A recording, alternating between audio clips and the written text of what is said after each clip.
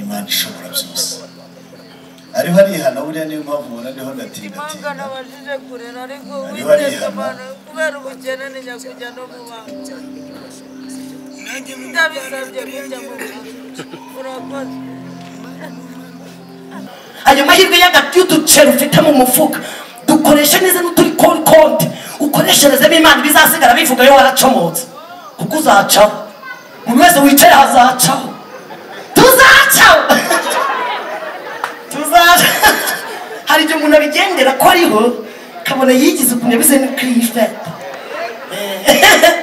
kubera akantu Yesu akoze kandi ejo acomotse yitwa Rudomo abandi ba Karoli iyo ngiyo none basigaye bavuga bati Rudo bavuga inyuguti ebyiri kubera amafaranga usika amafaranga guhindurira inyuguti ejo bundi nitwaga Maraya mu Kindirenga Mama Fabrice ibyo nkarigendera Sabrina Mama Fabrice ndi umugore ndi umukristo urutse mu rurembo rw'umujyi wa Kigali paruwasi yanjye ni Gasave kandi itorero ryanjye ni Rubonobono mu rwambariro rw'abera kandi tuzafata ikirere nta mugayo turango tuzajya kubonana n'Imana tutambaye ubucabari haleluya twaje mu rwambariro rw'abera Imana ishimwe irinde rimwe ngo ngwino winjire nawe utazamera nk'umuntu utarigeze kumenya ko urwambariro rwageze inanga hano rero habaye mu rwambariro haleluya ndatanga intashe zo hirya no hino nimuzakire mu izina rya Yesu kandi mwese mbahaye ikaze mu ijambo ry'Imana reka dusome ijambo ry'Imana usanga mu butumwa bwiza bwa Yesu bwanditswe na Yohana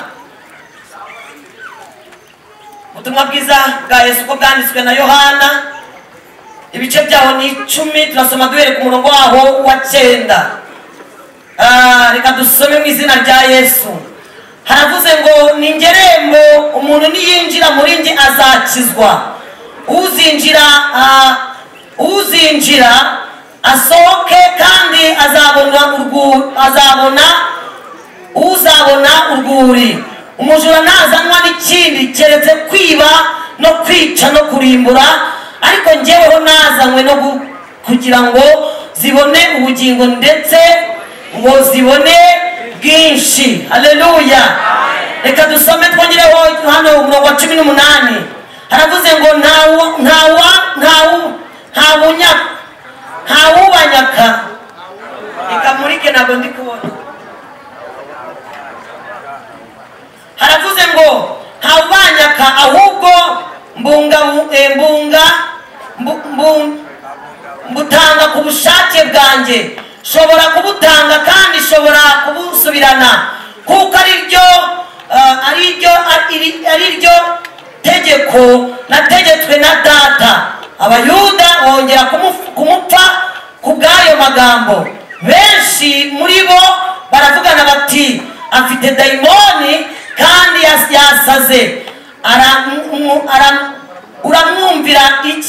muramwumvira iki abandi bati ayo magambo sayutewe na dayimoni mbese dayimoni yabasha guhumura impumyi Imana itugirire neza reka soreze ahangaha ubutumwa bwiza n'ubundi bwa Yesu bwanditswe na Luka ibice byaho ni 19 ndasoma mbere ku murongo wa 8 Luka ibice 19 umurongo waho wa 8 reka nsome mu izina rya Yesu aravuze ngo maze Zakayo arahaguruka abwira umwami Yesu ati dore databuja umugabane wa kabiri w'ibintu byanjye ndawuha abakene kandi umuntu wese nambuye ndabimuriha 4 Yesu aramubwira ati uyu munsi agakiza kaje muri iyi nzu kuko nawe uri umwana wa Aburahamu kandi umwana w'umuntu yazanywe no gushaka no gukiza icyari cyarazimiye twese tuvuge ngo amen nakire neza ijambo ry'Imana shizwe ku mutima ijambo tugiye kuganira muri uyu mugoroba rifite intego ivuga ngo Yesu ni ubuzima haleluya nimvuga ko Yesu ari ubuzima ndatekereza ko umuntu wese ari buze kubyumva cyane kandi turaza kurebera hamwe ubuzima Yesu bumwuzuye kandi natwe yatwujuje abari muri Kristo Yesu bafite ubuzima bagendana haleluya kandi ubuzima bwahashize Yesu yarabuhinduye aduhindurira ubundi buzima uyu munsi turi mu bundi buzima bushya Imana ihabwa icyubahiro haleluya ahangaha muri ubu butumwa bwiza bwanditswe na Yohana hatubwiye ngo iki muri ibice byaho 10 uyu umurongo wa 9 Yesu ahanga yari ari kubacira umugani ababwira ukuntu ari irembo ry'intama kandi izo ntama zinyuramo ntizibasha kuyoba. Turashimira Yesu twakurikiye akadutoza umuco. Hano kwa Yesu nahise mu kigo nderabuzima. Haleluya. Nta muntu wafata umumarine cyangwa malariya yo mu kiderenga ngo amuhindure uwo Yesu ashaka, ariko Yesu abasha guhindura umuderenga akamuhindura uwo ashaka. Kugira ngo amen. Nta muntu wabasha gufata umuntu karitsiye yagize nka ruharwa ngo abashe kumuhindura, ariko Yesu ubwo bubasha arabufite. Uhereye aza mu isi ukageza aho cyicaye kumwe n'Imana, Yesu aracyabufite. Kandi uko yakizaga ejo ashize n'uyu munsi Yesu aracyakiza. Uwankijije n'uyu munsi aracyakiza. Kugira ngo amen. Yesu aracyabumbatiwe mu buzima. Yesu ni ubuzima bw'abadafite ubuzima. Yesu ni imibereho by'abadafite imibereho. Yaje kumbera n'igisekuru, agize ipfunwe ry'igisekuru mvukamo. Hari igihe umuntu agendana igisekuru avukamo kikamutera ipfunwe. Nivuga ibi mu nyumve, mvuka ndifuraye ku babyeyi banje, turi abana 8 twese turiho. Aba bana turiho twese ndagira ngo babwire ngo papa na mama nabo barahari, dutuyera mu Gatsata aho bita mu Kiderenga niho mvuka. Ariko ndatangaye cyane, imyaka maze n'ubata 17 data ntagaza aho mba. Papa umbyara ntagaza ngo mba hehe, umugabo nashakanye nawe muri urwo rugo rumeze gute, ariko niviye wanje urumva ntabwo bikwiye katari data. Ariko nubwo data atari yagera iwanje Yesu warahahora. N'ubu nini hano Yesu ariyo. Kugira ngo amen. Yesu yanyijije amateka y'igisebo, ibikomere nagendanaga byose by'uko data ataza aho. Yesu yarahageze ampindukira ubuzima. Yesu yambereye ubuzima. Imfubyi yazigezemo azibera se azibera nyina. Abapfakaza bageze aravuga ati nimuhumure mujyane mwizigure ndahari ndi umutware wacu. Haleluya. Abadafite shinge na rugero Yesu ababera umubyeyi. Yesu yarakoze. Haleluya. Yesu ni ubuzima. Haleluya. Arisobanura abacira umugani Abayuda ariko ntibamwumva. Ageze ahangaha muri ibi bice dusomye niho yababwiye uburyo ari irembo, kandi izi ntama zishobora kuyoba iri rembo zinjiramo zikabona ubuzima. Turi bamwe mu bantu twinjiye muri Yesu tubona ubuzima. Ubuzima butari muri Kanyanga twamuye twabuboneye muri Yesu. Ubuzima tutabonye tugicuma iburi uyu munsi twarabuhoye. Amateka twaranzwe nayo Yesu yakujeho umusaraba. Mwavugira ngo amen. Reka twidagadurire imbere ye rero, twidagadure twigenze uko dushaka, uko Yesu yaduhindukiye ubuzima. Hari abantu Yesu yahuje n'ubuzima ngo bamvugire ngo amen. Haleluya. Yesu ni ubuzima. Yesu ni imibereho. Yesu ni umudugudu munini umuntu ahungiramo agakomera. Muri iki gihe cyacanze abantu bari muri Yesu nta teka bazacira. Bugamye muri we, babaye muri we, barira muri we, bambarira muri we. Namvugira ngo amen. Yesu fata amaniga n'amaji akayahuza, agafata ipepi n'umujama barananiranywe Yesu atabirimo. Yesu yabigeramo bakubakana imyaka 17 igashira. Ariko murumva Yesu, mumvugire ngo amen. Yesu ni muzima. Yesu ni ubuzima. Haleluya. Haleluya. Yageze kwa Zakayo, yageze aho Zakayo yari ari hano muri uyu mudugudu w'Iyeriko. Bibiliya yatubwiye ngo anyuzeho gusa. Yanyuzeho hano kwa Zakayo ngo Zakayo amenya ko Yesu anyuzeho. Ndashima Imana ko hari abantu bamenya ko Yesu ari hano. Kuva ku wa mbere Yesu ari hano. Mvugira ngo ari hano. Mvugira ngo ari hano. Biri baryo byabiririmye ngo yahageze kandi yaje guhoza abari. Mani bahumugisha. Yesu ntagenzwa na kamwe, burya Yesu agenzwa na twinshi. Agasima kose ubutaka bwose yakandagiye abafite icyari bukore. Natwe yageze ku gasima ko mu Kiderenga ntiyadusiga uko. Adukurayo uyu munsi natwe yatugize abakozi. Kandi Yesu we ntamen, iyo haza kuba umuntu nta muntu wari kundo abantu. Ariko ndashimira Yesu. Utamena uzi ko mu myaka tumaranye atari yanyurira amaburi nawe. Kandi ntiyirengagije ko ijwi ryapfuye. Ariko muri iri jwi ryapfuye kubera amaburi Yesu arikorera. Nta matiku Yesu agira. Yesu ntaranyurira abagabo nabanye nabo ndindani, ahubwo arambwira ngo mwana wanyu mvugo mvugana nawe. Nanjye ndabagira ngo Yesu yampindukiye ubuzima. Haleluya. Yesu ni umudugudu munini cyane umuntu ahungiramo agakomeye. Mwamvugira ngo amen. Naje gusobanukirwa kandi nawe bwenge no kumenya.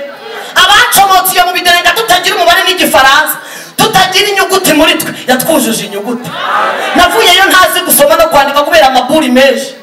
mageze Yesu acira umuzingo w'igitabo kandi nzaguha umugisha. Mwamvugira ngo amen.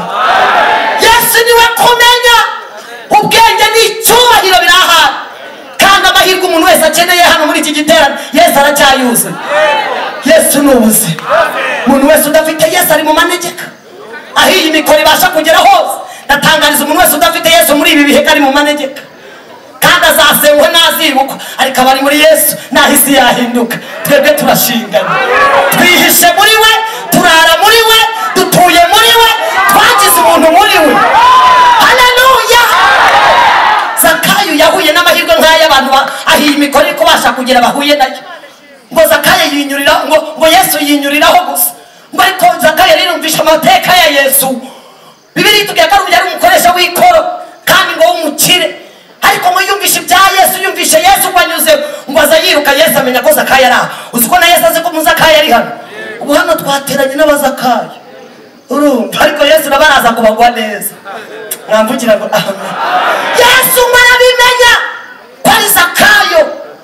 Bibiri itubwiye iki? Ngo Zakayo nawe amenya Yesu. Uzi iyo ugize amahirwe Yesu akakumenya nawe ukamumenya, ibintu biba byahuye kugira ngo birahwana. Ya Imana ishimwe. Ngo baramenyana, ngo baramenye. Ubundi hari abantu bakurana na Yesu. Ni bande? Ni abantu bamuzanye. Ni bande? Ni ibitagira ishusho, ni ibintu bitagiraga ibara. Ni abantu batwebwe twari twaratawe iyo ngiyo munsi y'ibiraro Yesu akadukura akatwibahishiriza. Abo bantu bagwa neza Yesu iyo babyemeye kavuga uti njyewe ndi mama Fabrice wari Marine, njyewe ndi umumarina akira kuba umwana w'Imana. Ubundi nicyo cyazanye Yesu ngo yazanywe no gushakashaka bimwe byo munsi y'ibiraro, bimwe bitagira ishusho byatawe na kanyangiriya n'ibyagwa, ngo arabishakashaka kandi arabyiyegereza abivana mu bintu abishyira mu bantu kugira ngo amen. Amateka yahashize ntiyatwemereraga kuba abo turi, ariko amateka ya none aratwemerera kuzaba abo tuzababo. Ariko mwamvugira ngo amen. Nta kure cyane hashoboka Yesu atageze umuntu, nta na kure cyane habaho Yesu atakura umuntu. Imana ihabwa icyubahiro. Yesu ni ikiyeme. Narubwiye Satani ko Yesu ari iki? Ari ubuzima. Dore igihe Satani yaguhereye uyu munsi Yesu yaje ahangaha kugira ngo amen, kugira ngo muhure mwongere mwubake umubano muri uyu mucyo warasina. Ariko umucyo warashe ni ukuri. Iki kirere cyarasiwemo umucyo. Mwacyumvishe namwe? Oya abashyitsi mwacyumvishe? Iki kirere cyarasiwemo umucyo ngo kimaze iminsi kirasirwamo n'umucyo. Uyu mucyo gatahana akantu mama Fabrice ntabwo nkuraho, kuko niyo nabaga nanyweye itabi nagendaga nitunda urumva, genda numva ndi muri screen aho bita muri hall. Dore niba nageze aha hantu Yesu yakoreye gahunda no gutahana ibyo mu izina rya Yesu. Ariko ntugakureho, ukuraho nk'ahandi. Abantu bagukujeho iminsi gukuzaho, bene wanyu barakujugunya, none ugize amahirwe ugeze aho Yesu ari gukora utahiraho, urakwirwanaho. Cyo kwa Yesu umuntu yirwana kandi bijya barambiwe bagize gute. Ubu dufite abantu banyuzeho ngo ntacyo bamari, njye waracyakimariye. Ni igiti kiganza marumbu ni sambi itarumba n'ubwugamo bw'umugarara karabo. Uzamuvuga nabi njya kuya mu kigerenga muvuge neza. Myaka mumaranye dore urahumeka ntiwakagombye kubuhumeka. None dore uko mvuga ngo Yesu ari hehe, ngo Yesu yabaye.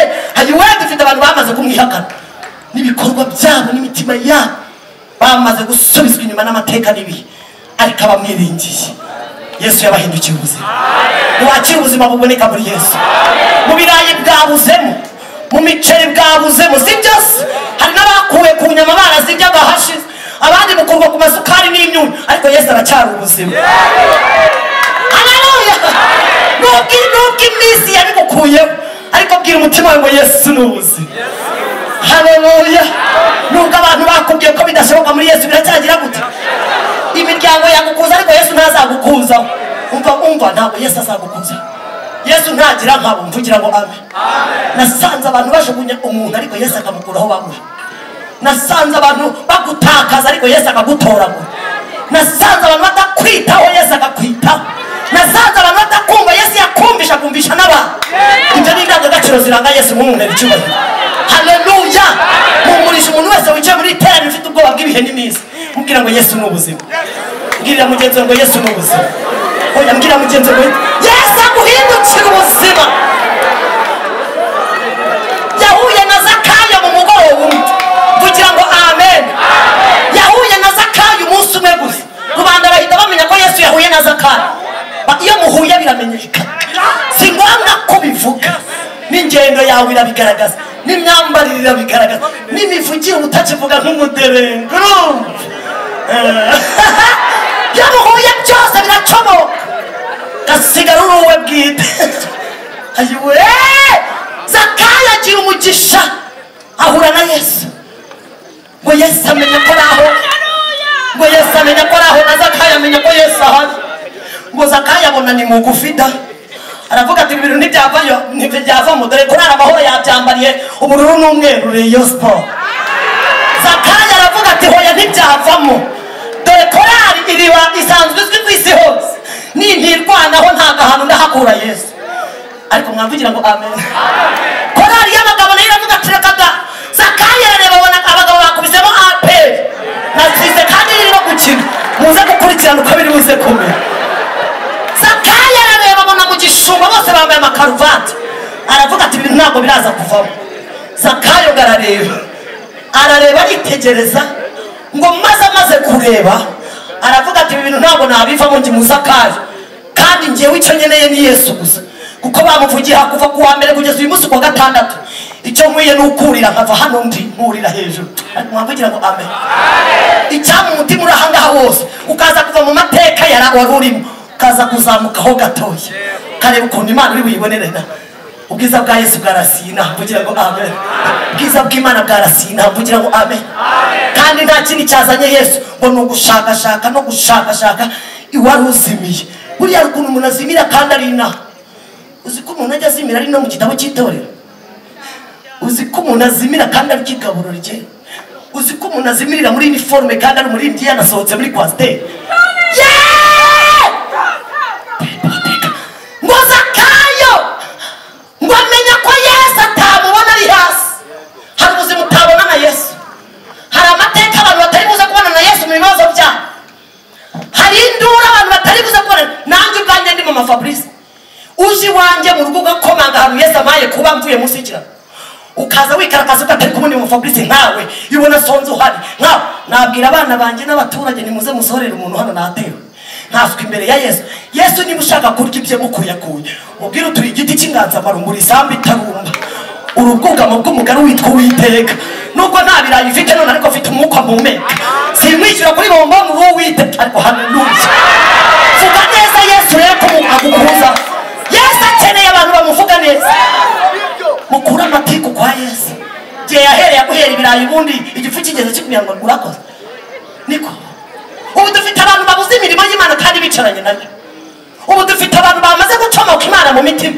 benda no kubivamo benda no kwigendera nubwo twazanye ingo ariko Yesu yongera kubera ubuzima Yesu yongera kubera ubuzima Yesu yongera kubera iki uko nakubera ubuzima araza kukwereka ibyakozwe ntakwereka ibitarakorwa ubihuriza abantu barimo bari kureba ibitarakorwa kwa Yesu ariko Mama Fabrice n'uyu munsi ndacyari mu buhamya bwo mu Kiderenga aho Yesu ankuye we aho yankuye mu Kiderenga mu kabari mu bimansoro hagati y'abanyica aho yankuye mu minigo iyo hirya iyo hatagira ishusho hatagira ibara ibuka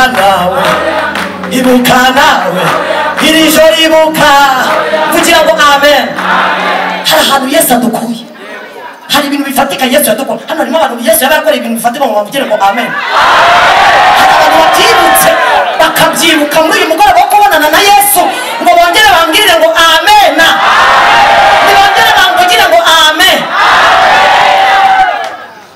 hari ibintu bifatika tugendana icyambere tugendana umutungo witwa Yesu utimuka wimukanwa aho tugenda hose turawimukana iyo ndi mu nzu ihenze mba ndi kumwe nawe najya n'umwiciriritse naba ndi ku ruhimbi naba ntari ku ruhimbi Yesu ahora abungabunga umutekano w'umuntu we kugira ngo amen icya kabiri tugendana nk'umutungo ni ubugingo buzimuka inahangaha ibi bintu bizimuka ino kugira ngo bizimuka ino kandi mbabwire ibintu byose dutunze uretse ubugingo ibindi byose ni intizanyo ubu uyu mwuka ukwiye gukoresha nkawe kuko ni intizanyo ayo mahirwe y'uduceri ufite mu mufuka dukoreshe neza n'uturi konti ukoresherezemo Imana bizasigara bivuga yo waracomotse kuko uzacaho umuntu wese wicaye hazacaho tuzacaho hari igihe umuntu abigendera ko ariho kabona yigize ukuntu yabize ni kwifata kubera akantu Yesu akoze kandi ejo acomotse yitwa Rudomo abandi ba Karoli iyo ngiyo none basigaye bavuga bati Rudo bavuga inyuguti ebyiri kubera amafaranga usika amafaranga guhindurira inyuguti ejo bundi nitwaga Maraya mu Kiderenge mama Fabrice ibyo nkarigendera mbabwire ngo amahirwe duhawe nayo kwerekeza aho Yesu ashaka kandi bakora ibyo Yesu agize ate akakomeza akaduhindukira iki ubuzima ibindi byose ni ubuzima Mana yacu tugire neza Zakayo ahura na Yesu amenya ko Yesu afite ubuzima kandi na Yesu amenya ko Zakayo ashaka ubuzima mvugira ngo amen cyo nibyo mbiyo bihuye bibyara ikintu gikomeye Zakayo ngo bimute ubuzima ngo mutera kurira yumvanye abantu kuri Yesu Bibiri iravuga ngo ururuka kuko uyu munsi ndarari wawe ariko mvugira ngo amen ururuka kuko ndabizi ko bigeze n'ijoro kandi ugiye gushyirwa ariko ndarari wawe kandi muri iyi nzu bibuke ko uyu mubiri ni inzu ibitsi by'ubugingo uyu munsi Yesu aze kurara muri iyo nzu Yesu aze kurara muri iyo nzu Yesu aze kurarana nawe mumaze iminsi bamwe muri iri teraniro mufite amajwi murarana nayo ariko Yesu aze kuyasimbuza ubuzima afite Yesu aze kurarana nawe akumvisha ubundi buzima Yesu aze kongereza n'icyanga muri ako gace dufite abantu bicayeho n'icyanga cyashize cy'ibyaga kiza cyakora tubona bagenda ariko byarashize uravuga akavuga ati numva ko avuze nawe none se ubundi nkubaza ko Yesu anyitoreje ko ari nkuye munsi y'ikiraro ko nta shuri nicayemo ko nta isoma mpaye ryo nirihagije niyo navuga ngo Yesu ni umwami izina ry'Imana ryahabwa icyubahiro haleluya kuko uhereye mu Bayuda ngo ntibigeze babyumva ngo baranavuze ngo ni umusazi vuga datewe na dayimoni umva ibintu avuga bari kumwe ngo bamwe muri bo baragati hoya murekera dufite abantu bari gutuka Yesu babatukira mu bantu be ariko dufite n'abatukura Yesu babatukurira mu bantu ariko mwamvugira ngo amen niba bazatukira Yesu muri twe ariko haboneka n'abandi bamutukurira muri twe kuko Yesu ni ubuzima kandi afite ijwi arivugira mvugira ngo arivugira Yesu yivugire ku buzima bwawe mu izina rye Yesu yivugire ku mibereho yawe Yesu agira ibintu yivugamo abantu bagushindikanyijeho bamenye ko Yesu mwagiranye mu bandi Yesu agaragaza isano mwagiranye mvugira ngo amen kandi isano ryo mu maraso rirakomeye mumvugire ngo amen iryo joro Yesu ahendahindira Zakayo kururuka yagize Zakayo ubwe yari yazamutse ashaka kureba Yesu abona ubuzima arimo bw'Zakayo bwe n'ubuzima arimo bw'ibyo yakoraga abona atabireba na Yesu ahitamo amahitamo y'ukuri Yesu nawe aramubwira ati ngaho ururuka hanyuma uyu munsi ndarari wawe kuko nawe uri umwe mu rubyaro rwa Aburahamu hari abantu Yesu hari amazu Yesu ashaka kuza kuraramo iri joro hari abantu Yesu ashaka kuza kurarana nabo uyu mugoroba hiyi mikoro iri kugera Yesu agira abantu ararana iminsi yarakurangira kwica bene wanyu bakuranye kuri telefone barakwica amadeni yarakuranye yarakuzunga ibuzima bufite ibikomere bwarakubanye uyu munsi ntugize kuko dufite abantu batagisega mu nzu y'Imana uvuga ngo haleluya amen vuga vavo nta kirabo ariko twabonye Yesu waduhindukiye ubuzima haleluya kandi Yesu yahindutse ubuzima ahinduka ubuzima bw'ibintu byose byishimo umunezero amahoro byose turabigendana mu izina rye amen yatubwiye ngo nta kindi cyanzanye nazanywe no gushakashaka icyari cyazimye uyu mureba narazimiye Satani ashimuta mama ashimuta ku myaka mike y'imyaka 9 ntangira kumura urumogi kubera karitsiye mbi yitwa Kiderenga twavukiye muri karitsiye ibigare ibintu nk'ibyo bishobora kugira ingaruka ku mwana mujye mumenya abadayimoni mu Rwanda nabyo n'imbaraga mu Rwanda nazo ntukihondagurira umwana cyo bantu umenya amateka y'icyatumye umwana amera ryo bene data mube maso kuko Satani abateza ikindi gihe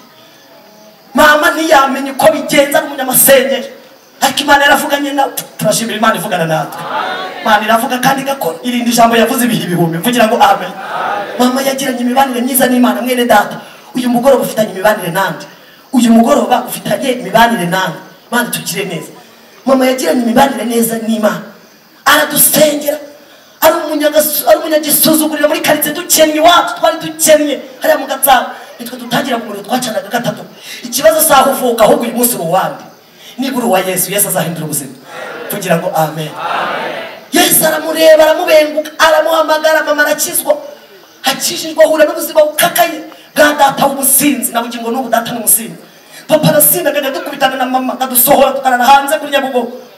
Mama arakomeza abana neza n'Imana. Yajyaga arara ku rubaraza ari kurira abwira Yesu ngo Yesu nabizi ko hano yicaye ndi kumwe nawe mwene data wowe wigeze mu makuba yawe ugira ngo Yesu aho ni umutuka akajya abwira Yesu imitomo kandi araye mu muyaga data aryamye mu nzu. Iyo nzu mama papa yasoragamo mama niwe wayirundarunze mu gataro acuruza idodo. Data ari umusinzi. Imana ibwira mama ngo Imana rero amaze iminsi igiye mama ngo ari gusengera papa ngo azamutwaze isakoshi akizwe ngo buriya hari abagabo batazatwaza abagore amasakoshi ariko Yesu murabana kandi muri inshuti ntabwo bizakuraho ubushuti bwawe n'Imana. Hari abagabo batazabagurira ibitenge ariko Yesu azakikwambika kirenze icyo umugabo yakwambika. Ntabwo Yesu abonekera mu bifatika, Yesu no mu bidafatika aragaragara. Mwavugira ngo amen. Mama ngo arashimka ajya duha ubuhamya tugati ndasenga bana banjye sengera so ngo akizwe uyu muremyi ngo aramusengera ngo akizwe n'abajya mutwaza isakoshi nk'abandi babyeyi basengana n'abagabo babo. Mama aratubwira ati ndamusengera ati Yesu ageze aho aza ahondi Yesu aze kuza gusobanura ibyo wamubwiye ngo aza aho ari ngo aramubwira ngo umwana wanjye igihe wataciye umugabo wawe narakumviye. Yesu afite ijwi ryiza kandi biva muri we byose bifitiye umuntu wawe umumaro. Ntabwo Yesu azaguha wowe ibyo ukeneye ahubwo azaguha ibyo abona ukwiriye. Uyu munsi abantu bafite ibibazo byo kwakira ibintu Yesu abahaye ariko dukwiye kunyurwa n'ubushuti bwiza bw'Imana. Imana itanga ibyo ishaka kandi ikabitanga neza. Imana ibwira mama iramubwira ngo ngende uwite izina ryanjye nduwite. Imana iramubwira ngo uriya mugabo usengera nje kukubwira ko ari ishuri ubana n'ishuri mu nzu kandi ishuri uzaryiga paka mushaje cyakora kuko wamusengera nzamweza najya gupfa mweze. Iramubwira ngo dore uriya nta gitenge kimurimo uriya nta kawunga kamurimo uriya ntanzi murimo nutirwanaho mwana wanjye dore uzasaza nabi ariko niwiyubaka ukubakika nzaguha umugisha akaboko kwawe nzagahumugisha. Imana ihabwa icyubahiro. Mama ahita yirwanisha icyo bita amasengesho. Ubundi ibintu byose byananiye iminsi mu bikubita amavi mureko bitavamo. Ibintu byose byananira ni mu bishingemo ivi gusa. Urumva ubishingemo ivi bipfukameho kuko n'ubundi iminsi yanze kubikuraho inoto ufite byaranze bene wanyu n'imiryango arahamagaye bikubitamo ivi urebe ko bitembe. Hano harimo abantu bagiye gukubitamo ivi ngo bavugire ngo amen. Shoramo ivi cyo bita umwuga wo gusenga. Ndatubwira ati ndasenga nshiramo ivi ndasenga mbwira Imana ngo maha zinahekana nemeye kubyara minzu yo kuzituza. Imana irabimwemerera ihabwa icyubahiro. Ibimugurishije akabanza bimukubitemo utwuma tubiri tw'inzu n'agasaro bukenga ubuzima buranga akomeza kubona agataro byanga. Buriya umuntu wese Imana ikwiye kumuha ubwenge bukwiye kumubeshaho kandi mu muntu Imana igitanga ubwenge bwo kumubeshaho kandi adasabirije kandi atiteranyije n'abantu. Uyu munsi dufite abantu b'Imana oya nawe Imana yaguhesha abandi. Ongera wakira Yesu nk'ubuzima azakuyobora kuko uye kubaho kandi udasebye kandi nawe utamusebesheje. Mama yatubwira ukuntu yafashe utwo dushamburete tubiri utwo twumba tubiri akaduhindura shamburete akaba mu nzu y'inzu imwe yarangiza akubitamo irido bakajya baryamye hirya mu irido natwe tukaryama hino. Abahungu n'abakobwa twese mu bitaka aho bitaka bisaso ntabwo mwabimenye ni ibyenda bishaje bakubitaho ikiringiti mukagarama mwese mukaramwigaragura mu itaka ubugari mu bugaragura mu itaka mwahaze ariko turakuze tuvuyemo ab'Imana iri gukoresha. Kibazo saho wakuriye ahubwo uyu munsi urinde. Mana tugire neza. Mama kubita miva arasenga Imana imukubise iyo nzu iti mwigisha ukuntu agomba kuvana mu dushamburete tubiri kamwe bakaba bamukubita amafaranga kandi amafaranga turira amashuri tujya primaire tutangira kwiga. Tumaze kwiga mu kanya gatoya kandi ngo niko yatubyaraga nk'indahekana ubuzima buranga mu cyo bita mu gataro biranga acuruza amarado atangira kujya yiga uburyo bwo kutugaburira. Imbwa atangiye kujya tugaburira ubugari bwitwa bwa bugari yajyaga amamagara akamubwira ati ngwino akanyohereza ku muhungu wamuhaga ubugari bwitwa ubugari. Buriya ibiryo byose byitwa ibiryo ariko ntabwo ari bimwe kandi kuryama kose ni ukuryama ariko twese ntabwo turyama hamwe. Urumva ubu hari abantu bari buganjike hariya hirya iyo munsi y'ikira kandi nabo bararyama. Nawe uraryama muri ya kuvureri nawe uraryama kandi mwese muraza kubyuka mu muhanda twese tudepasanye mu muhanda. Urumva byose byitwa kuryama ariko si kimwe no kurya abantu mwese turarya ariko ntabwo twariye bimwe ariko byose byubahwe kandi bari byubahirwe. Ubuzima bwose Yesu arabuhindura mvugira ngo amen. Akabuhinda ishusho. Nashimira Yesu ufite ubuzima bufite indi shusho. Haleluya. Ahita yiga system yo kujya gura bwa bugari bajyaga basya ubugari bukamanuka hasi mu kayungiro noneho bugatakara mu itaka muri ibyo bivumbi baba n'ibyuma bakabiyorana n'ibyuma byose byo mu kayungiro by'ibyuma bagashyira mu mufuka bwaguraga make kuruta ubundi. Hagenda aramunyereka mugati uyu mwana ujye mwaka wa bwa bugari bwitwa bwa bugari ubwo bugari kuburya ni system kirazira kubuhekenya n'uhekenyera uhura n'umucanga nurahekenyera hura n'icyuma cyo nigeze mpekenya icyuma kirahahaje umatu wahekenyaga iki wajumira Yesu akavangurira mu nda babyita kurira kuri system ariko turakoze kurya kuri system ukamenya kuri mu gihe cyo kurya idodo ukamenya kuri mu gihe cyo kurya ikimene abandi bari kugurikira ariko Yesu akazabihindura mvugira bakazabihindura turakura tumira ubugari tugumirana n'ibyuma n'imicana Yesu akabivangura mu nda umajyaga bitongeramo akabibwira Yesu ngo byezu bitungane kandi biha umugisha bigwe neza imibiri y'abana banjye mu izina rye twaburishaga iki cyo biti dodo zitwa mutibikanye hari akarima twari dufite tujya gusura ayo mateka iyo mpageze mbwira Yesu ngo warakoze niyo nzira ducamo tujya iwacu igihe cyose iyo mwana agiye kuri ubwo butaka bw'ahantu two tudodo twaba zari dodo zitwa mutibikanye zera aho banyara twagendaga tukazisoroma zigashyiraho bakarara banyaraho bugaca zeze mu gitondo tukazisoroma bakirwa banyaraho bukira zeze ubu uyu munsi ntizikiriho kuko mama Imana yaciye izindi nzira mwavugira ngo amen mama afite izindi nzira zo kurya ako karima nikakibaho ariko baherutse gukora igiti twigeze dukorera umuntu nk'ubugome reka nkavugeho uwo mumama yari afite abashyitsi afite akumba kamwe na saro agira abashyitsi agize abashyitsi maze arateka koko n'ababyeyi mutekeranze urumva inzu y'icyuma kimwe na saro amasana baba munsi y'igitanda n'ibyombo byose none abicomore kubera abashyitsi bene wabo umugabo bari bamusuye atekera hanze agaceri atereka hariya agasuku k'inyama kubita hariya udushyi tubiteka ubirundanya ariko ushizeho n'umwana kuko za marine ziracyari kandi ngo mugiriye inama urakoze ndashima Yesu ko maze gukizwa yandinze najyaga ngira umuhungu najyaga ngira guhumurirwa najyaga menya gutunga izura ahantu bihiye nkamenya ko bihiye cyagenda gushya ndashima Yesu wagijije ubu mureba nari nzi kwipfusha nkipfusha nkajya nzuka bahuze nkahumeka umwuka ungana n'igenda barapfuye babuze bari kwibaza icyo bari gukora nkahita mpumeka bagaruka guhugira kuri njyewe bareba uko biri bugende bagasanga napfuye ariko Yesu ni ubuzima Yesu ni ubuzima umumama ateka ibiryo arundarunda hanze akora agafiriti ashyira mu isura atereka hari karanga udushimba ashyira hari kubitaho amazi y'icyayi dore ko abamama mugira defe yo gutinda mu byombo abagiye gusosora ya masorori munsi y'igitanda aganira n'abati iyi ni uko nyine muri aho murakomeye Yesu kandi ibyo twicaye muri salo zanyu tuba twumva ko mutetse hanze mwenda kutugabura nk'abashyitsi urumva abashyitsi bari biteguye ko bari burye natwe za marine turi inyuma y'inzu twikoza umubare ungana n'inkono yatetse umwana yikatisha muri za karitsiye zacu zitagira ibipangu yikatisha tumutuma genda ubara inkono akaza yiririmbisha ahakata nk'umwana w'umumarine aho karitsiye w'umuturanyi na hari kubarima inkono akaza akambwira ati mwimana umva jama inkono ni 5 ndamura umubare w'abana 5 twese tujya inyuma hari amabara ntambaraga uyu munsi nambara Imana ihabwa icyubahiro twihishe inyuma mama yishije ibiryo ateretseho amazi y'icyayi ajya kuzana amasorori ahuza umufuniko n'isorori ahuza ikirushe n'icyacyo n'ikanya atinda muri gasize inkono hanze nawe unyumvire nawe asiga inkono hanze nta muntu asize yasohotse asanga bigiye byose abashyitsi bicaye mu nzu arataka ati ziragiye umugabo atinye ati inkono abashyitsi bose batinye inkono cyaraziraga ko wiba ngo wiruke kuko iyo wibye ukiruka ukubitana n'abaje gutabara twabaga dufite ahantu turi bite dutsimba za nkono aho pembere ugahita utabara mu batabaye yo barabikwibyemo buryo wa muntu uvuga afite amagambo menshi ungabajura ndi kubatanga yo ma barabijyana ariko ma uduca twina kandi twe tuzifite turi gucunga twumva icyo bavuga ko leta ivuga bene inkono bavuga turaho hafa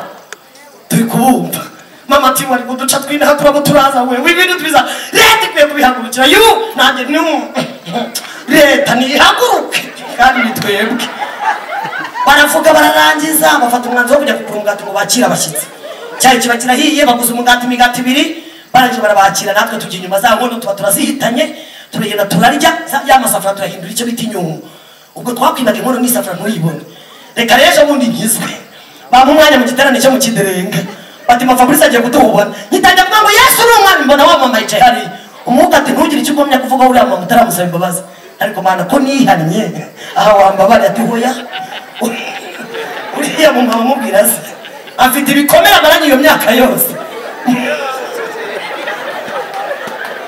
ndavuga narigenje genda here vuga Yesu yaranye ndavuga ni karaba nibwo nahuye n'umutego ukomeye umama ndamuhamagara mwari mama runatambuka no ndagushaka mbere ko ntangira ubuhamya n'ijambo ry'Imana araza ndavuga ni haleluya batamena ndashimira Imana ko ndi kumwe n'uyu mubyeyi abibaga abo twibaga nabibaga turahagaranye kandi twese turi guhagarariye mu bwami bw'Imana batamena mama cyagiye ubura inkono zose ukaburaza abashyitsi ninjye wari ubihagarara ninjye wari uhagarara uduca twose mu izina ry'uduca twose umbabarire n'Imana yarambabarije arandeba amarira azinga mu maso yambaza nkura niwe wabijyanye ninjye wabijyanye safuriya zanjye zirihe narazigurishije byose nimwe mwabijyanye n'ifiriti n'umuceri ninjye anyakamikoro ndavuga ni karabaye Mana nakijijwe byinshi ariko ibi byo numva nanda gushima anyakamikoro aravuga ati haleluya batamena bati haleluya atamena turashimira Imana ko duca tugenda dukizwa duca tugenda dukizwa duca tugenda dukizwa mumpera Imana ikibo namwe muhereze Imana icyubahiro ko duca tugenda dukizwa duca tugenda dukizwa asubiza mikoro arambya ngo ndakubabara Imana imuhe umugisha haleluya Yesu yafashe ibitari guhura nabihuza haleluya ndamubashimiye Yesu soza Yesu yakoze ibintu bikomeye ku buzima bwanjye kuko yandindishije imbaraga z'ijambo yabwiye mama yajyaga asengera naramunaniye mva mu rugo mwitegura nkajya kwigira indaya ku gasima aho bitaga Top Chief n'uyu munsi harahari naho bitaga Calvados n'uyu munsi harahari naho bitaga kwa Mirimo uyu munsi hari ikiraro aho hose ni mu bimansuro twabyinaga ndi mu bakobwa babyina ikimansuro kikiza mu Rwanda cyahingukiye mu Gatsata turamansura twitwa abamansuzi tubyina ikimansuro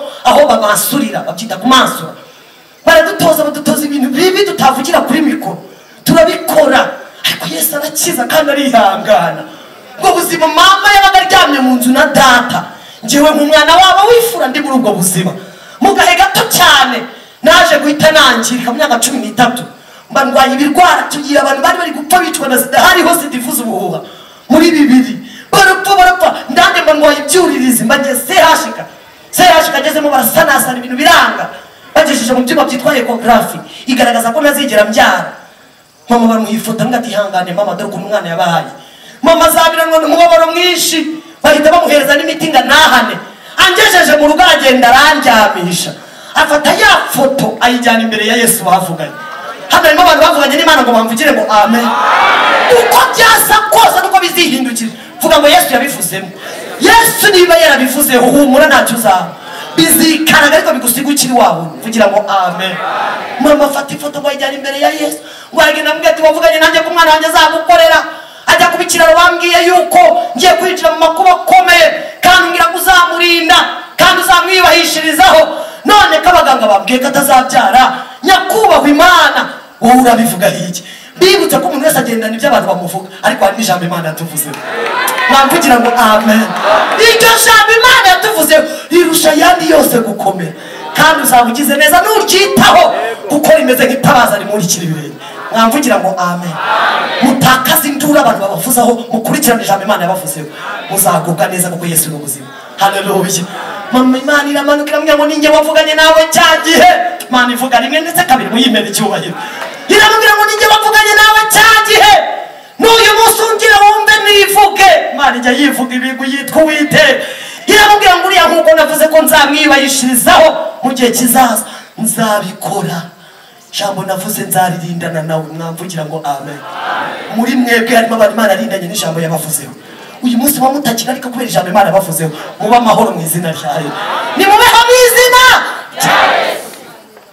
ntabwo tubayeho kubera amafaranga dufite ntitubayeho kubera amaduka mufite tubayeho kubw'ijambo Imana yatuvuzeho kandi iracyarindanye natwe mwamvugira ngo amen ndabashimira Imana ibwira mama iramubwira ngo ndi Uwiteka ndacyamurinze ibyo abaganga bavuze niko kuri muri we nta rubyaro rwari rurimo yararangiye Yesu fata ibyarangiye akabiha ubuzima nahabwa icyubahiro Imana iramubwira ngo doriya nta rubyaro rwari ruri muri we ariko kuko nzamwibahishirizaho uriya nzakora ibi bikurikira Imana ibimuha ku murongo byose yarabikoze iramubwira ngo uriya nzamuha urugo rwiza runezeza umutima wawe Imana ishimwe ko mama uko nsuye mu rugo igihe cyose arishima aracyariho Imana ihabwa icyubahiro Imana iramubwira ngo uriya nzamuha umugabo mutoranyirije agiye kubona ni Marine yo munsi y'ikirari muzaniye uwo ni nawe mugabo wanjye Imana ikora ibyo ishatse kandi ndabashimira Imana yantoranyirije umugabo nkwiri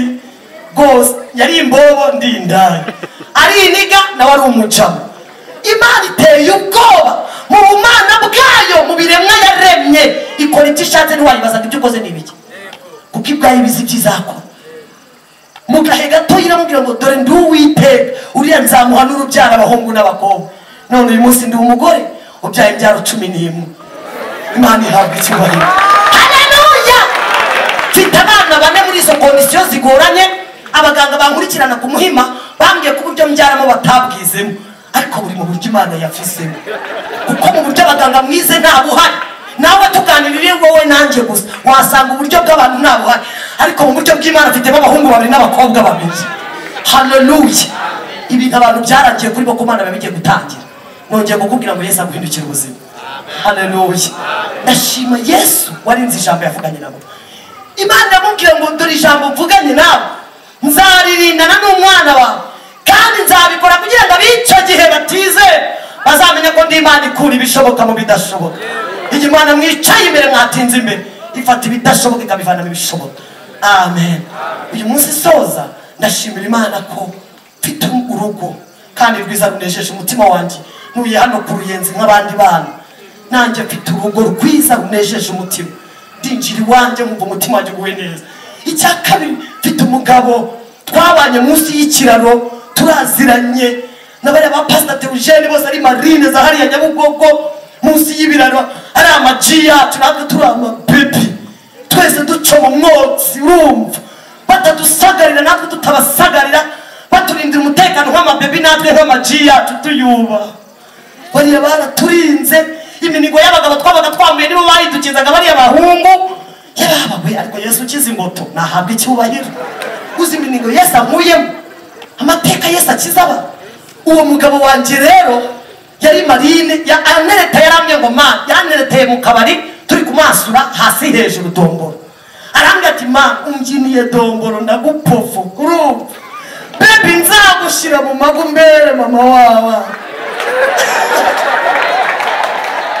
Yesu arahamba baby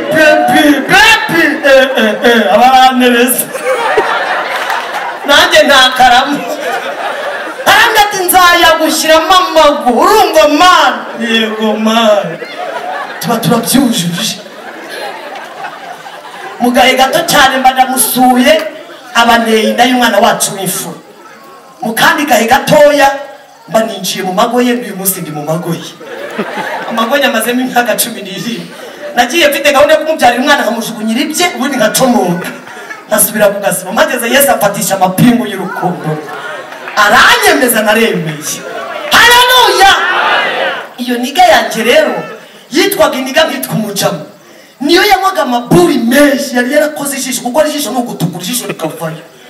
Yari iki bose batinya gurupe yaratambukaga bose kuko ati iniga iratambutse. Nanjye natambuka nk'umukobwa wanywaga amaburi 10 ya 500. Iburi ryaguraga sema. Narakoze ijisho, narakoze izina, naranakoze ijwi. Murumva ijwi ntabwo niko navuga. Ijwi ryishwe n'imbaraga z'umwotsi. Uyu ni umwotsi. Twese duhura turama abandi yose ahuje ubuhamya. Abanteye inda amaze kuntera iyo nda mu gahe gatoya byaje kuba ngombwa ko yandanye jyana kwa Viye. Nijyanye kwa Viye nsanga na mama aratwite.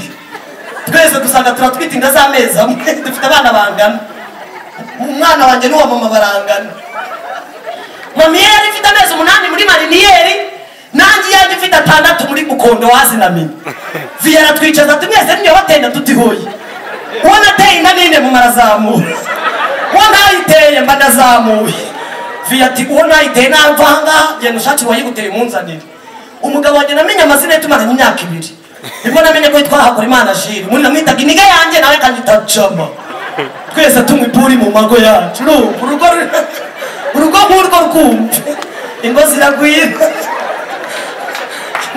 Ingo ziragwira. Yesu arihangana. Yesu winjira mu bintu binuka nk'ibyo. Bintu abantu batageraga.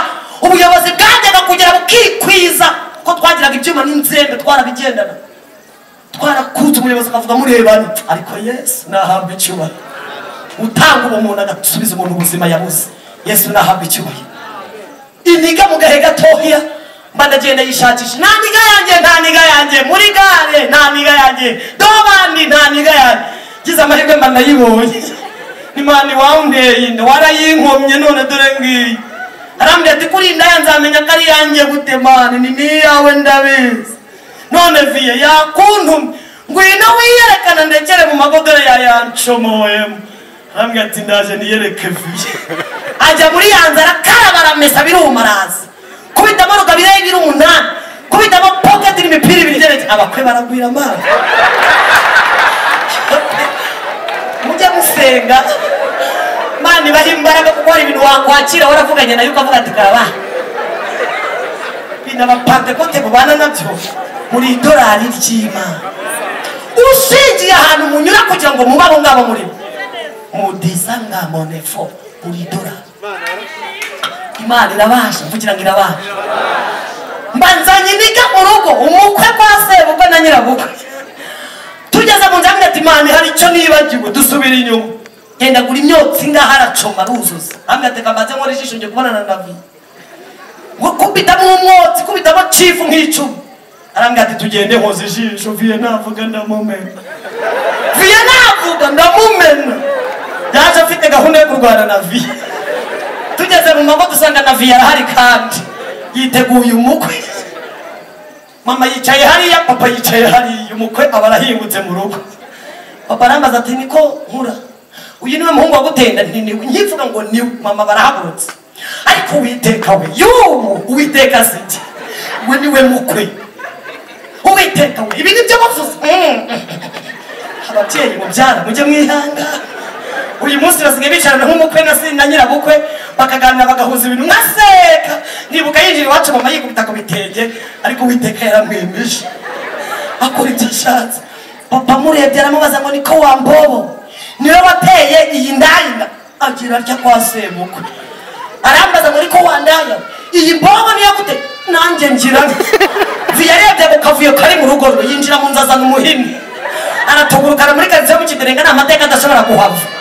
aturiruka tugeze imbere ahurikiza umujugujugu aramvuma nuko turagenda tugeze hirya imigangira biramya ngo mani handi nagutera inda ne nakodesheje 2,000 none amafaranga nagukodesheje yari umunsi umwe yararangiye njemba mu gikangaga ubwo guhamya sinari mbuzi ko imyenda yibika mu gikangaga cya Poirot aramya ngo niho hari igurira yanjye n'ikarito niho ndara kuva mvuye iwacu Gitarama none nawe gushakira ikarito n'igunira tugende muri ayo maboko iriya niga yo hejuru yari Imana kizadusangamo twitaga Imana niga yo hejuru leta tukagita umubyeyi kuko niyo tumaranaga akanya iyo leta yabaga yagufunze waroroherwaga mu kunywa iburi iminsi leta ikumaranye niwo mwanya umara wonyine utamwe y'iburi ni nawo mwanya umara udasambana twayitaga umubyeyi leta arambya ngo mani mbishake cyane ndambwira nicomoka wigendere mani ujye usanga ahangaha munsi y'ikiraro niho natwarinda ndi Marine kazi hajya munsi y'ikiraro akajya arwara no kunshakira icyo bita umwotsi kanzanira n'urumogi nkacoma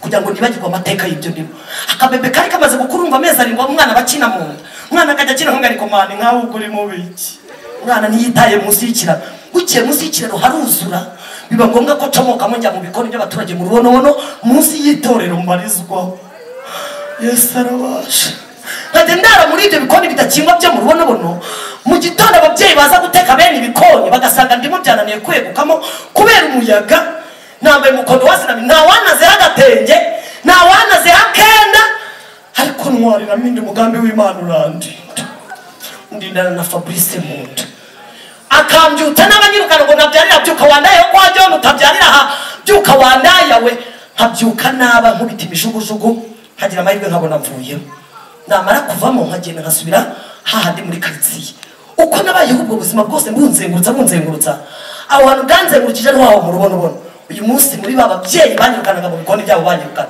ni president w'abadamu haleluya uyu munsi asigaye ninjira aho banyirukanaga mu bikoni byabo nanjye bakamya ngo karibo president w'ababyeyi Imana ihabwe icyubahiro imbogo zaje kwicara rero soza ziricara zihubuhamya ngo zisanga nakwiye kubyarira munsi y'ikiraro baricara barateranya bariba baratubura hari hagezweho ubutubuzi bwo gupfunyika mvirope uri mugabo wanjye yabikozemo nanjye ndabizi cyane twajyaga turagira nk'abakobwa tukakuragira tukakubwira ukuntu velomoteri igonganye n'indege ku giti cy'inyoni ukiva mu modoka n'isesemi yose karame mwana we uzi ibintu bibaye ibiki na ya sesemi yose ubuvanye n'ahahuye ugeze i Kigali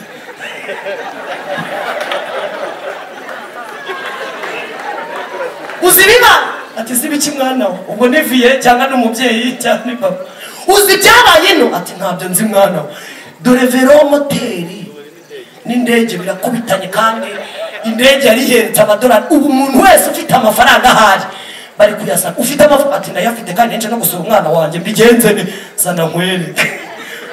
Ugahita uyama nk'umwana wawe w'agakobwa ureba gato ngahita mupfunyikira muri envelope. Twaga dufite envelope irimo ibipapuro mu kwaha mu gikote cyangwa mu gipira wabaga wakoze igipira ugifite mu kwaha irimo ibipapuro byinshi cyangwa bikeya.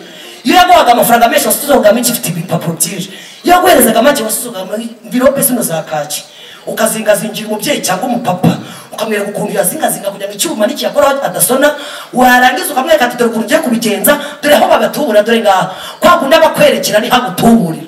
Ugahita ufata ukamubwira ati dore urabigenza gutya ushyiramo envelope mu kwaha gutya, hanyuma ntabwo icyuma gikora. Wabibonye pa? Ati nabibonye mwana. Wabibonye ma? Akamera iyi nabibonye.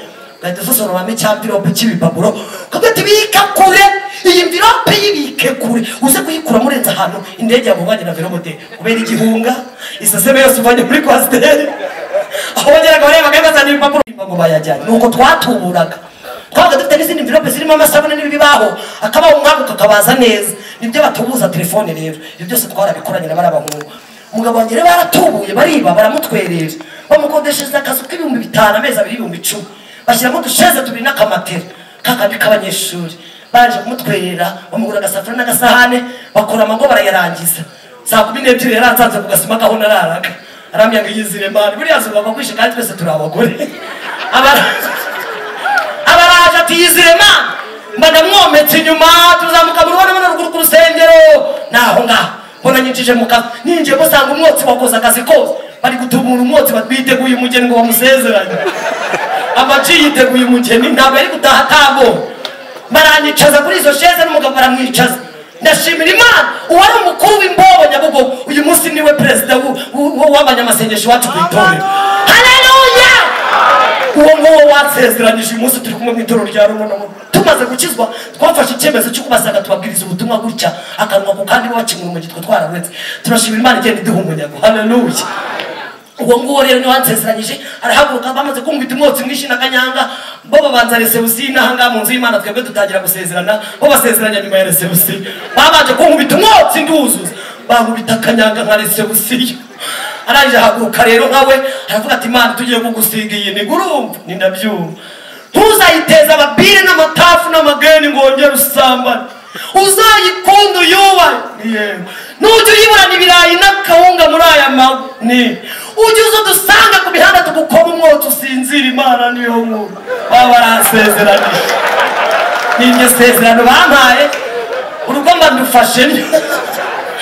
Iryo joro narariharaye kuwa 4 kuwa 5 ndahirwa kuwa 6 tujya kubyara. Ndashimira Yesu utaratumye Fabrice avukira munsi y'ikiraro. Maze kubyara bumvishe ko nabyaye umuhungu barishima ngo amanigana yongere mu gihugu Imbobo nazongereye. Baraserebura Nyabugogo umutekano uraburi.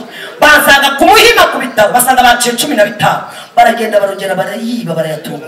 Baraza bishyurira imbebi yabo n'iniga yabo ndowe. Bahurayo banzana n'amaguru. Bankwazi base bari banzaniye bankwaza n'umwana wabo. Nanjye bamfata akaboko nk'imbebi yabo. Bangeza mu rugo n'amaguru. Kubyara Fabu naje n'amaguru. Bangesheje mu rugo sanga baguze inyama zimwe za 200 zo ku masahani muri Marato. Batogosheje. Sanga bateguye kanyanga n'umugi ngo banyondo. Bampembe. Babankomye umwotsi bankoma kanyanga. Bankoma ibisosi turaserebura mvuye kubyara umuhungu. Mwana wabo nabo bakajya bafata umwotsi bagahuha mu mazuru. Kabebe kakati mu mwotsi. Mwana wanjye atangira umwotsi avuye kuvuka. Kakajya kakanura twese bate mu mwotsi.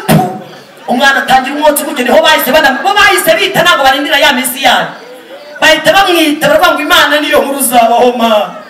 Imana niyo nkuru zakurunda ari kumuhuha umwotsi mu mazuru. Perezida aramwita ngo Imana niyo nkuru niko tukwiza Irene Fabrice yitwa Imana niyo nkuru Irene Fabrice. Uwo muhungu wanjye sinigeze mwonsa ahubwo namuhaye umwotsi nkanyamuha n'amazi ari mu rumogi.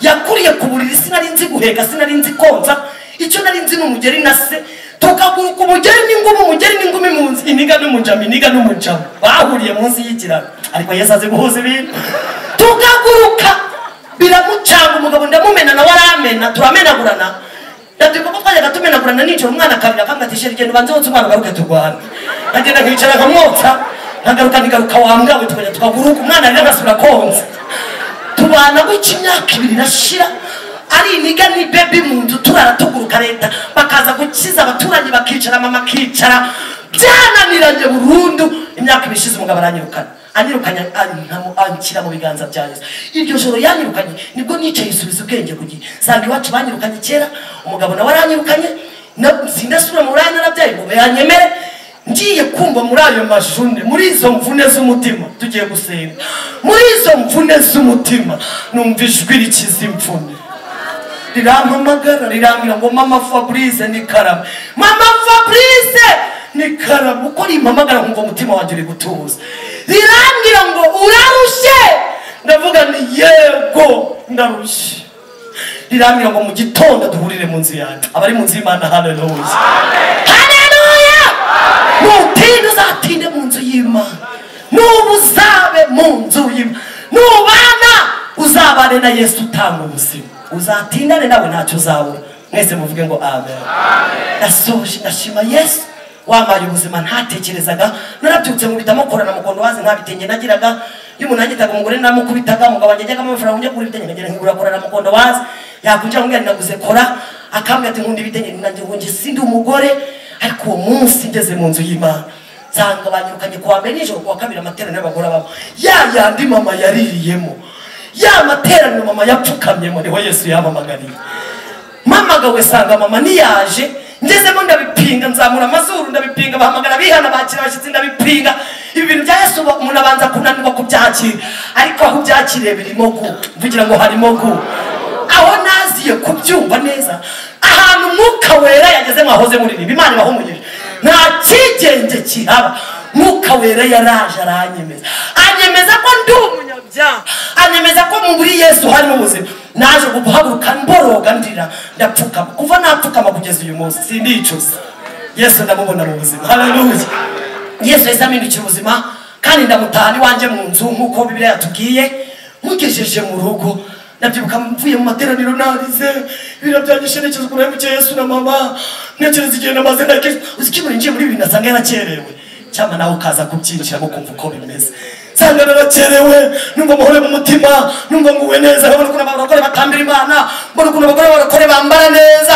mbona ukuntu ntawe ubahuka ntawe bakorakora ndavuga nigiye kuba umupante kote kuva nakizwa sindico ntawe urankorakora kuva nakizwa babagabo bose nakirijwemo hagati muri bo nasambanaga ntawe unkoraho niyo ntambutse bansohuriza ko Yesu afite ubuzima muri Yesu harimo ubuzima Yesu ndamwakira dore ikintu yankoreye gikomeye nyipfukama ku birenge bye umunsi nihamyeho yahise amvugaho arambwira ngo mwana wanjye ndakubyaye haleluya arambwira ngo ndakubyaye kandi nkubyaye nk'umukozi abivuga mama pasiteri mupenza hari wirwa ntangira ubuhamya hose mu bapasiteri n'abaje iwacu ku itorero iyo bahageze bahita baha presence bati mama Fabrice Yesu yamubyaye nk'umukozi haleluya Imana ibivugira mu ruhame irababwira ngo uyu nimuzongere kusigira umukozi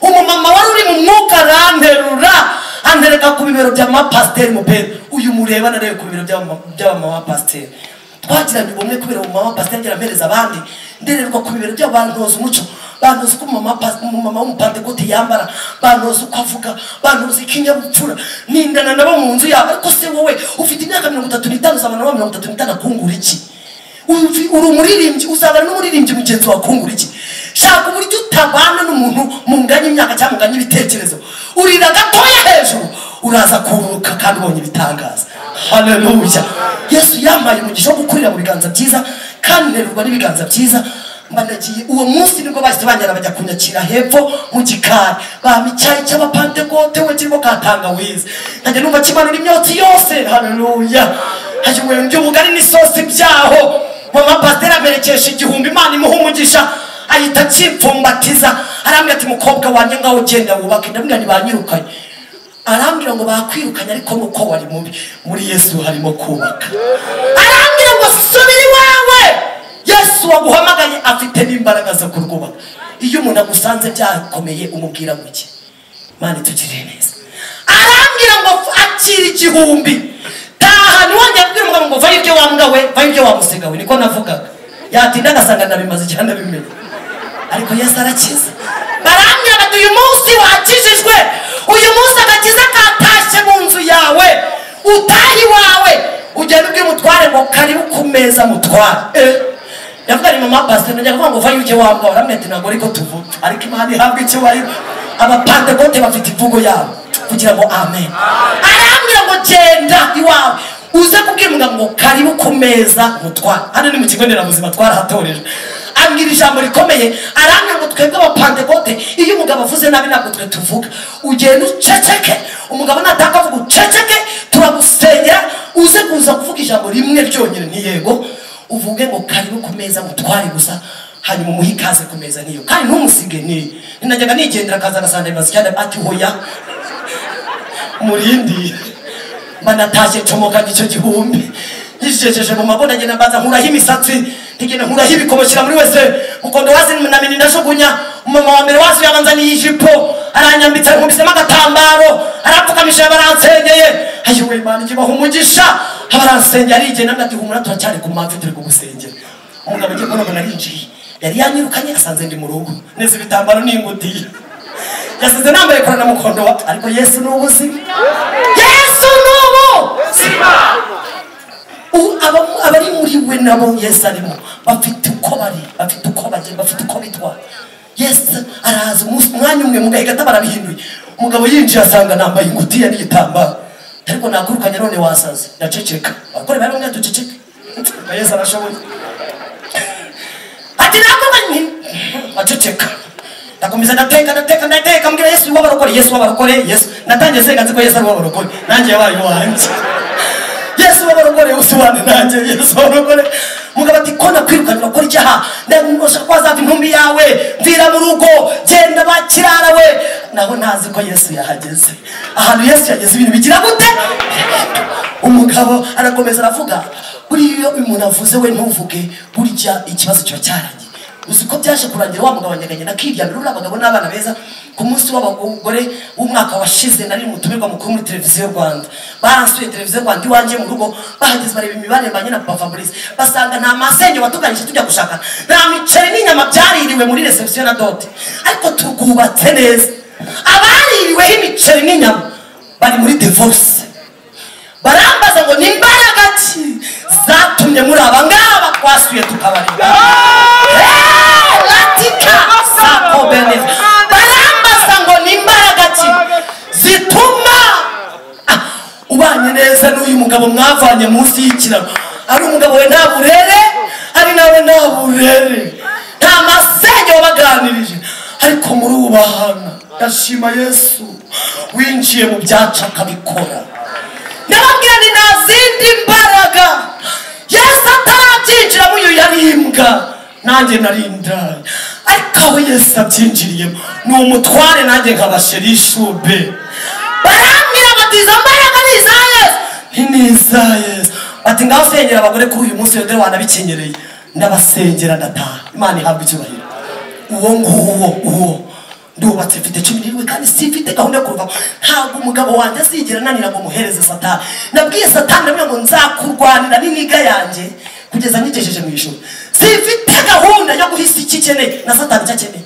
we wafashe umwanzuro urakoze ha Satani umuhisomo kandi umwemeze mureka abakristo abantu bubaha Imana twemeze Satani ku cyemezo yafashe kuko yafashe icyemezo ko nta rugo namwe rugomba gusigara rwubatse imusi turi mu kibazo cy'ingo ariko haracyariho imbaraga z'ubuzima zibonekera muri Yesu ibyanza byose bigera mu bishyiremo ivi genda wongere upfukamane n'umugore wawe mu cyumba cyane genda wongere upfukame mu rugo rwawe n'abana bawe usaba ubumwe ubwira Yesu ngo Yesu numviye mu kibuga Yesu numviye ku rusengero rwa Taba ngwinongere uduhere urugo ubuzima ngwinongere mbere abantu ubuzima famiye Yesu azayiha ubuzima nturarira ahangaho gusa mvugira ngo amen utawufashe icyemezo Yesu naramutahanye wanjye umugabo aravuga aragenda ariryamira aratuza nanjye mba ndahishije nkora icyo abarokore bambwiye ndagenda nitonze nk'uko bambwiye ndamwe ngo kari komeza mutwara indeba mu kirere aramaze tuvuze ngo iki n'ubwa mbere nari ndivuze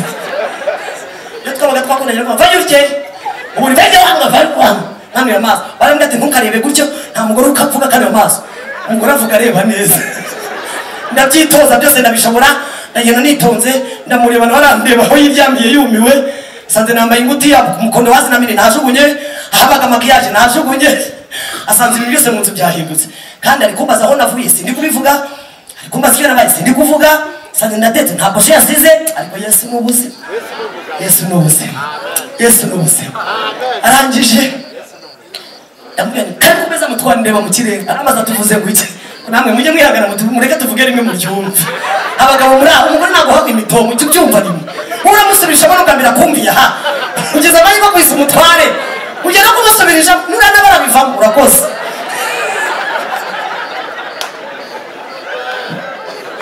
uriyo mbiva mwere kuyenza ate ko yari amenyera imbwa n'umusega agize amahirwe mpuye na Yesu arabihinduye ye yakira rimwe arambaza ngo uvuze ngo iki kuvana amaso ku mabati nyagarura kure byambereye ihuriza kuko si ibyanjye ntabwo ari umuco w'indani ariko ni umuco w'abayuda ni umuco w'abantu bo mu nzu y'Imana nari n'abanyu w'Imana ndongera ndayagarura ni kandi kumeza mutwara subizayo atariko ibintu kuvuga byaguteye isoni ariko byari byanteye isoni mbese nari mbimenyereye nari namenyeye mvanye iki ariko mu nzu y'Imana ni karibu ku meza mutware utuje udakanuye amaso Imana ikugirire neza arambwira ati reba hano ndahareba icara hanga ndahicara uri kuvuga ngo iki ndamubwira ndi kuvuga ngo karibu ku meza mutware arambaza ati none se iryo jambo warikuye ariko muri Yesu harimo ubuzima haleluya arambaza ati iryo jambo warikuye he ndamubwira nti iri jambo narikuye mu nzu y'Imana nakijijwe arambwira ngo iryo jambo nyise nanjye nk'umutware w'urugo rwanjye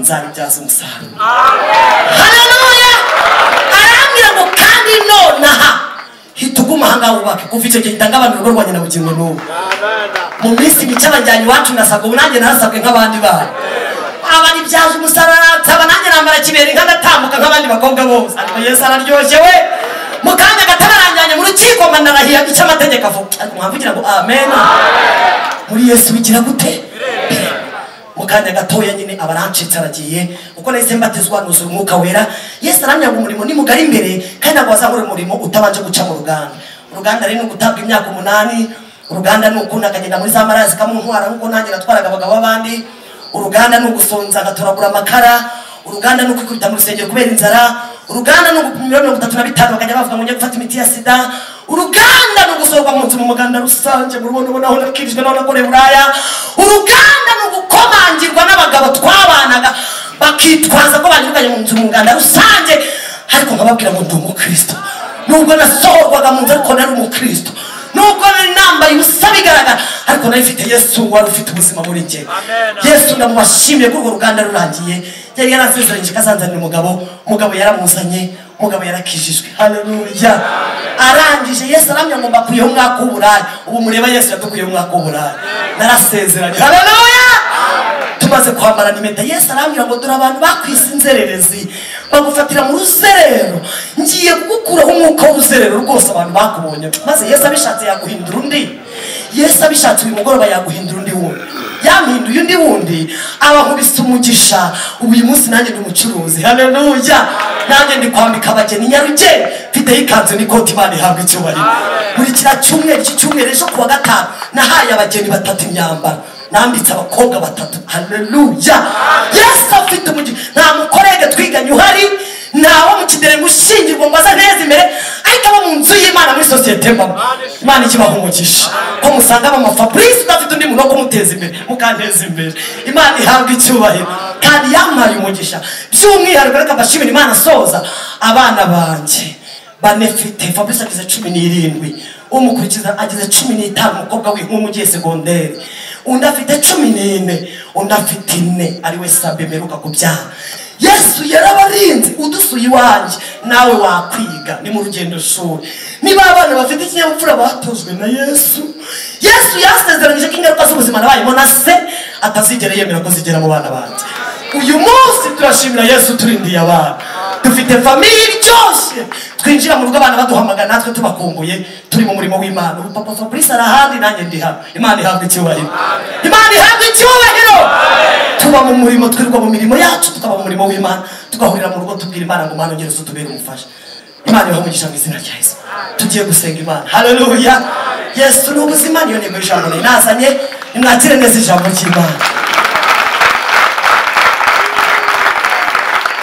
haleluya haleluya tujye gusenga Imana hagiye kubera ku munyabyaha ariko Yesu arababwira ngo icyanzanye no gushakashaka no gukiza icyari kizima. Uyu mugoroba aho nawe ntukeneye Yesu nk'umugisha cyangwa nk'ubuzima. Niba ukeneye Yesu nk'ubuzima, utarebye imyaka umaze ukijijwe, utarebye imyaka umaze uba mu nzu y'Imana, ariko ukaba wumva ukeneye Yesu nk'ubuzima, hakaba hari ibintu byakwambuye ubuzima, tujye gusenga Imana iguhuze na Yesu ufite ubuzima bwawe.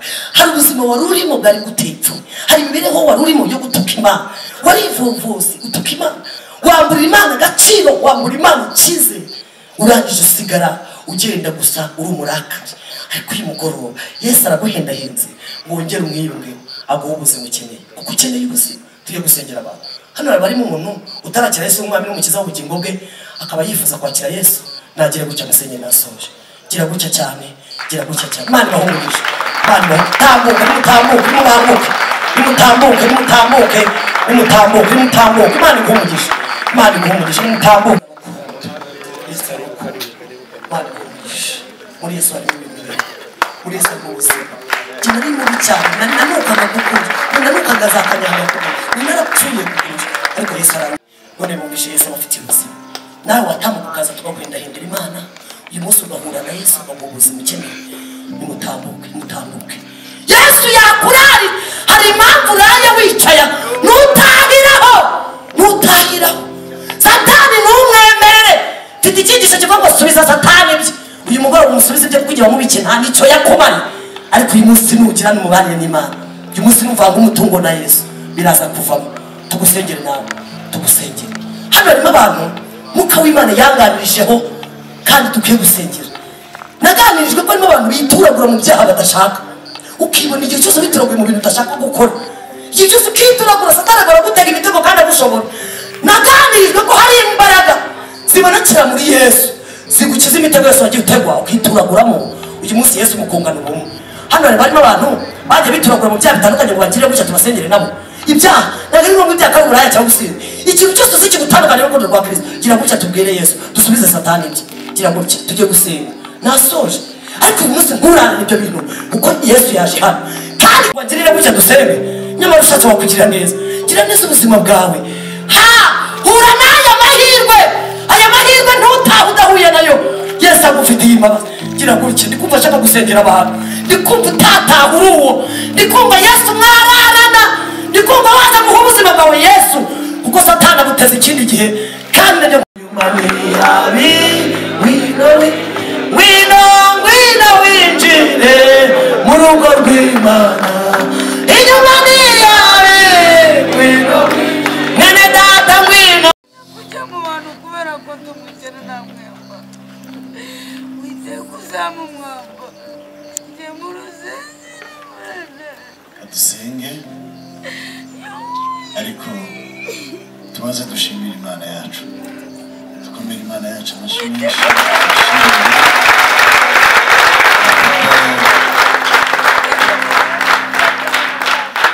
Ni Imana ishobora ibyo abantu badashobora. Imana ishimwe, Imana mu by'ukuri ariko uburaya bwanjye gusezerana njya mu by'Imana. Imana ishobora byose, Imana ishobora byose. Ariho arihana, buriya niyo mpamvu ubona niho ndatinda.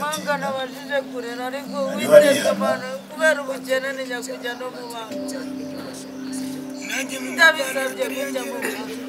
Urakoze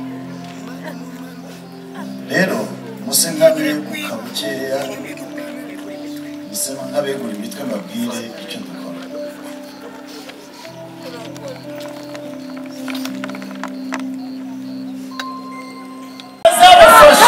Turazirukanye mu izina rya Yesu, duhamagaye ubuzima mu bugingo bwabo, nibagira ubuzima, nibagira amahoro, nibagira umutekano. Reka abaturage bazima, abaturage badateje ikibazo, aho batuye babona amahoro mu izina rya Yesu.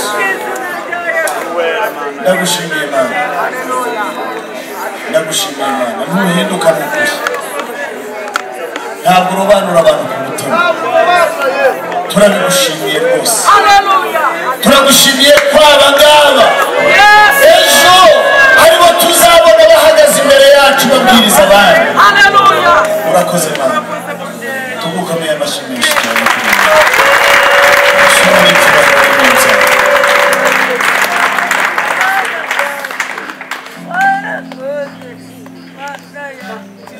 tuza gato